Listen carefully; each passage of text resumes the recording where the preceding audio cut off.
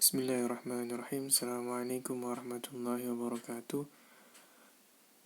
Rabbi shrah li sadri wa yassir li amri wa hlul 'uqdatam min lisani yafqahu qawli. Amma ba'du. Pertemuan kita kali ini akan mengusung tema mengenal macam-macam jenis perusahaan di Indonesia. Saya yakin setiap dari kita mengetahui berbagai jenis perusahaan yang ada di sekitar kita. Pada pertemuan kali ini, kita akan melihat pengelompokan yang ada pada Permen LH nomor 3 tahun 2014 tentang proper. Pengelompokan ini dilakukan guna memudahkan penilaian peringkat oleh Kementerian Lingkungan Hidup dan Kehutanan, tetapi juga dapat memudahkan teman-teman baik yang menginginkan menjadi bagian dari praktisi, konsultan, ataupun pemangku kebijakan, guna melihat sebaran dan pencapaian tiap kelompok usaha terkait pelaksanaan tanggung jawab sosial perusahaannya. Oke, kita lanjut saja pada materi selanjutnya. Alur bahasan pertemuan kelima. Di sini saya akan menyampaikan sistematis menjadi 4 bagian dalam pertemuan kali ini. Pertama, saya akan memperlihatkan macam-macam jenis perusahaan dengan klaster-klasternya berdasarkan penilaian peringkat kinerja perusahaan dalam pengelolaan lingkungan hidup atau biasa disingkat proper. Kembali lagi, saya pertegas. Mengapa menggunakan proper yang terangkum dalam Permen LH nomor 3 tahun 2014? Karena peraturan inilah yang dapat dilihat dan diukur keberhasilannya, serta dipublish secara berkala oleh pembuat program, dalam hal ini KLHK. Jika teman-teman menguasai ini, saya yakin akan memudahkan teman-teman nantinya apabila terjun di dunia CSR setelah lulus nanti. Yang kedua, saya akan menyinggung sedikit tentang proper, mulai kapan berjalannya program ini, berapa perusahaan peserta penilaian, ada berapa klaster, dan ada berapa peringkat dalam penilaian tersebut. Selanjutnya, yang ketiga, saya akan sedikit saja karena pembahasan mekanisme penilaian proper akan menjadi pembahasan tersendiri yang nanti akan kita lakukan. Saya hanya akan menyinggung sedikit tentang penilaian kuantitatif dan kualitatif pada proper. Pembahasan terakhir adalah contoh perusahaan yang memiliki peringkat terbaik pada setiap klasternya. Oke, langsung saja pada bagian pertama, yaitu menjelaskan tentang macam-macam klaster atau kelompok perusahaan dalam proper. Oke, di sini teman-teman bisa melihat bahwa proper mengelompokkan perusahaan mengikuti penilaian ke dalam 11 klaster besar. Pertama sawit, kedua migas EP yaitu migas eksplorasi, ketiga ada tambang mineral dan tambang batubara, keempat ada AMDK, makanan dan minuman, rokok dan pakan ternak, 5 ada semen, pupuk, pembangkit listrik tenaga uap, migas unit pengolahan, migas LPG dan petrokimia. Keenam ada gula, karet dan kayu lapis, ketujuh ada PLTP dan PLTG, kedelapan ada jamu farmasi, sepatu, cat, kaca lembaran, kesembilan ada otomotif, alat berat, elektronik, pengelolaan limbah, pengelolaan logam, ke-10 ada kelompok industri jasa kawasan, pengelolaan limbah B3, dan ke-11 ada migas distribusi.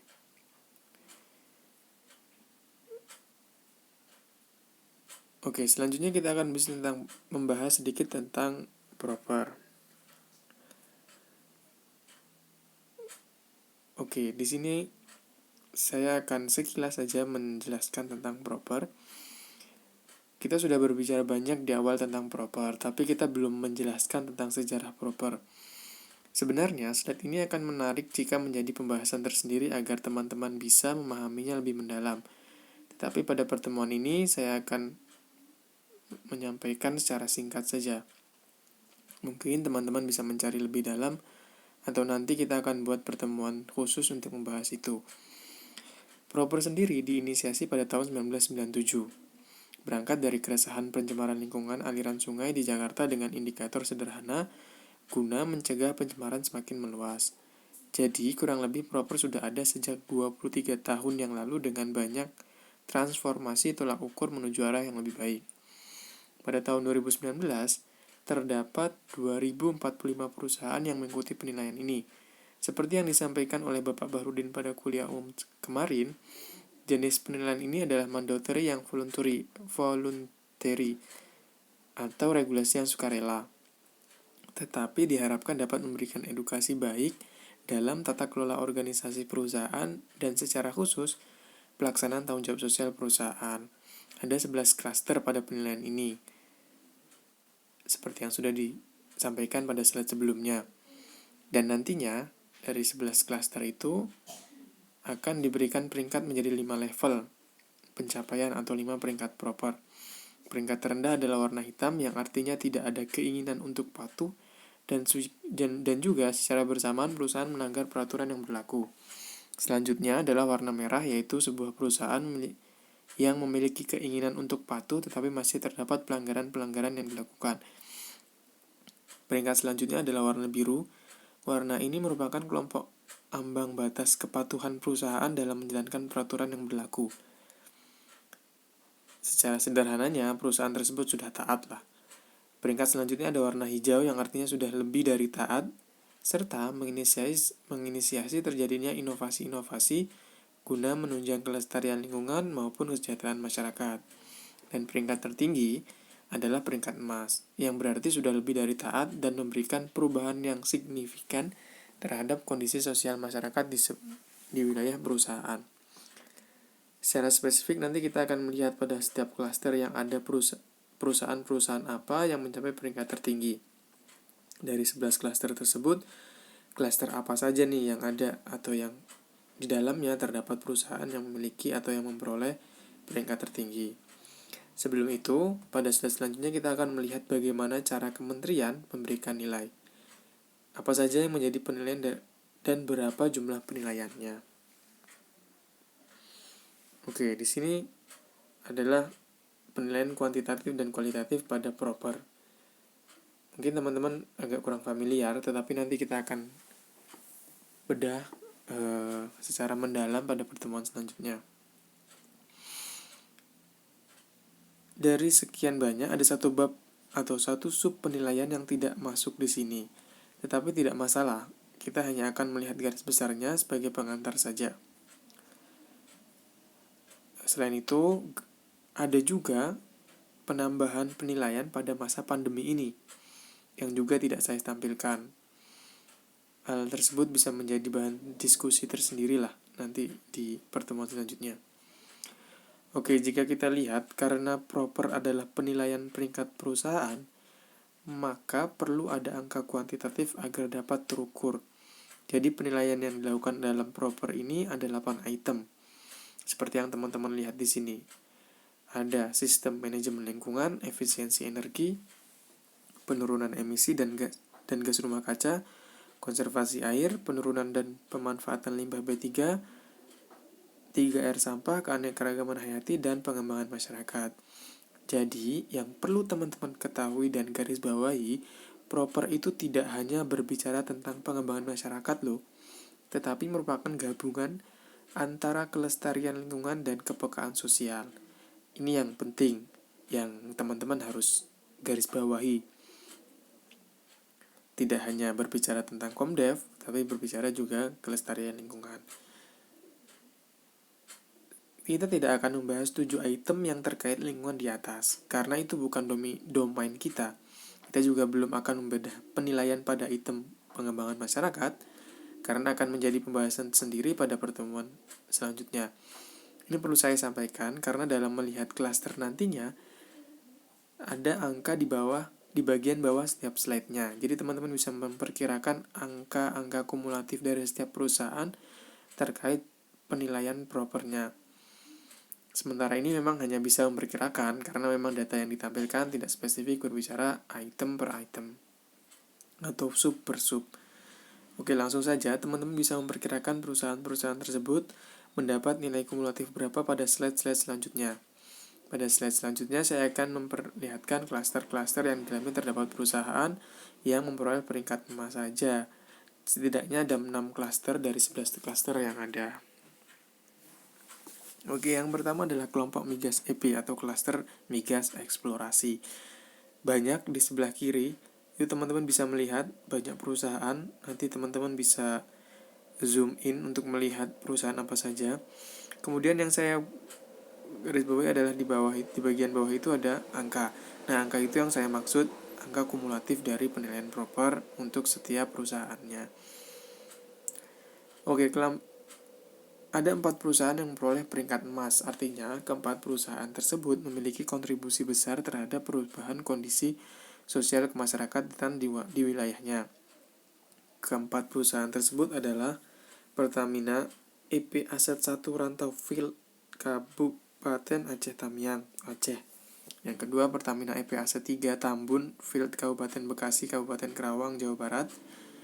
Yang ketiga, PT Pertamina EP Aset 1 Field Jambi, Kabupaten Muaro Jambi, Kota Jambi. Keempat adalah PT Pertamina Hulu Energi Jambi Merang, Kabupaten Musi Banyuasin, Sumatera Selatan.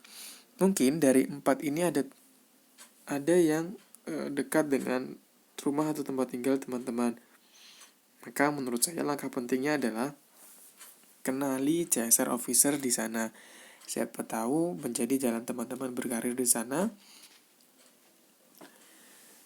Oke, saya belum akan membahas spesifik programnya. Saya akan memperkenalkan saja kepada teman-teman perusahaan yang memperoleh peringkat emas pada penilaian proper.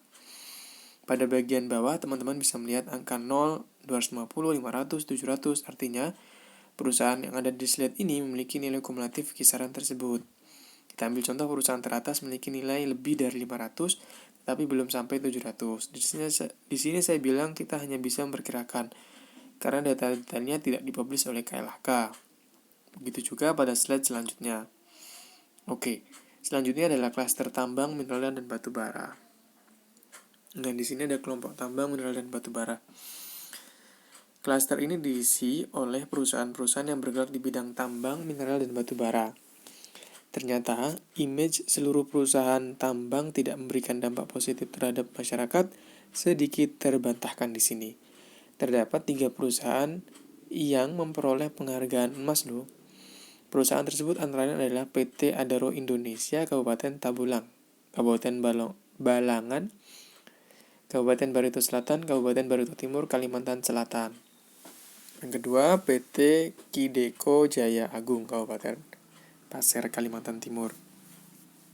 Yang ketiga, PT Bukit Asam Persero Tbk, Unit Pertambangan Tanjung Enim, Kabupaten Muara Enim, Sumatera Selatan. Masih sama, teman-teman yang berdomisili di dekat perusahaan tersebut harus dapat memanfaatkan potensi ini. Artinya apa? Setiap perusahaan peringkat emas pasti, saya garis bawahi, pasti memiliki perhatian lebih pada program pengembangan masyarakatnya. Maka teman-teman bisa menjadi bagian dari pelaksana program tersebut. Sekali lagi, jika teman-teman kenal dengan CSR officer-nya. Kita bisa melihat nilai kumulatif pada klaster ini, kisaran 400 hingga 600, atau bahkan tidak sampai 500. Lebih rendah dari klaster sebelumnya.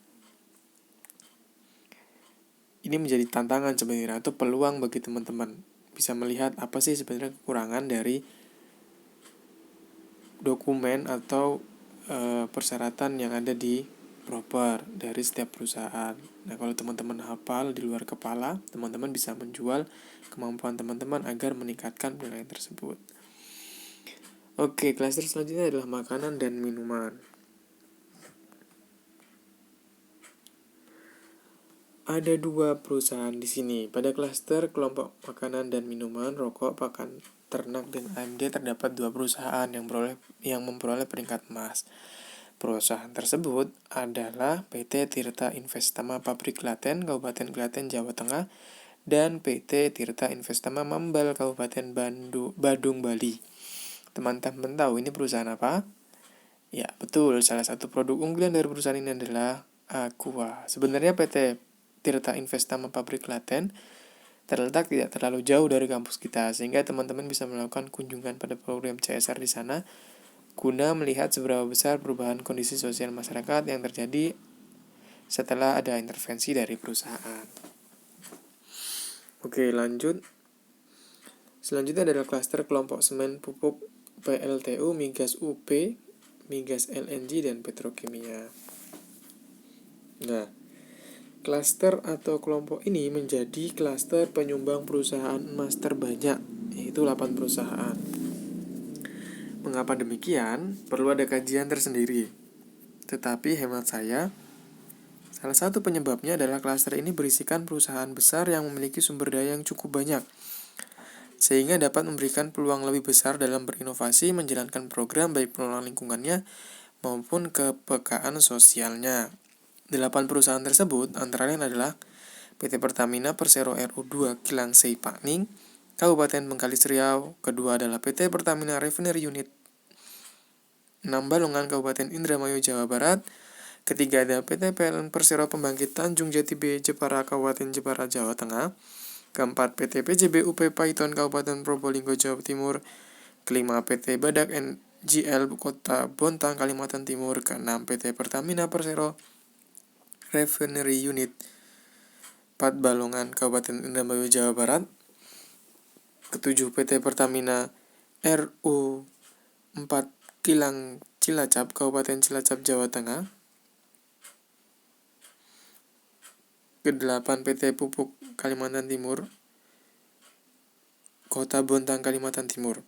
Klaster ini berisikan perusahaan yang biasanya memiliki unit atau pabrik yang cukup luas karena berhubungan dengan operasional perusahaan yang cukup besar juga. Perlu teman-teman ketahui, ada satu perusahaan di sini, yaitu PT PLN Persero Pembangkit Tanjung Jati B, Jepara, Kabupaten Jepara. Ada alumni PMI yang sudah berkiprah di sana. Jadi teman-teman bisa sharing lah dengan kakak tingkat teman-teman. Namanya Rian, kalau nggak salah angkatan 2013.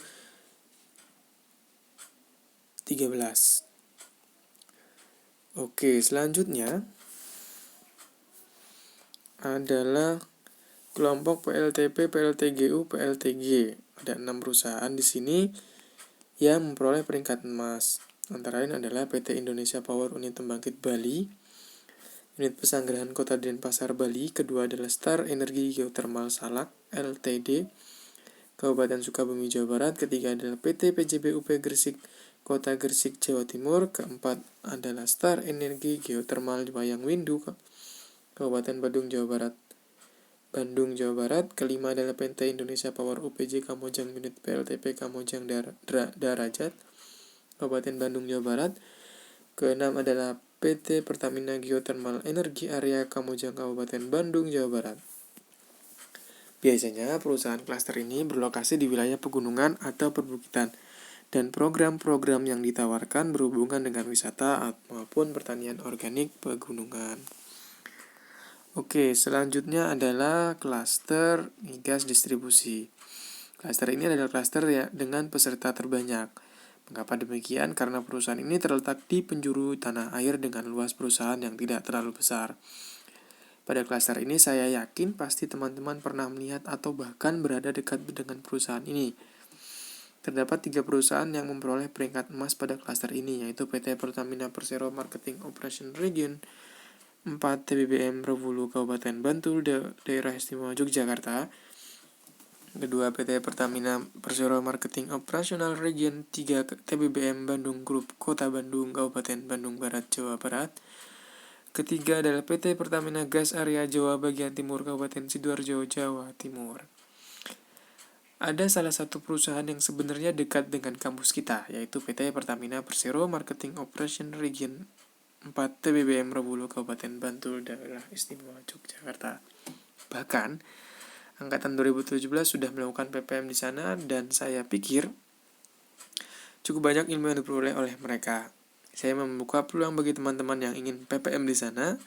Saya akan menentukan kelompok yang di sana berdasarkan keseriusan dari teman-teman, dan saya sendiri akan menjadi pembimbing lapangan dari teman-teman PPM di sana.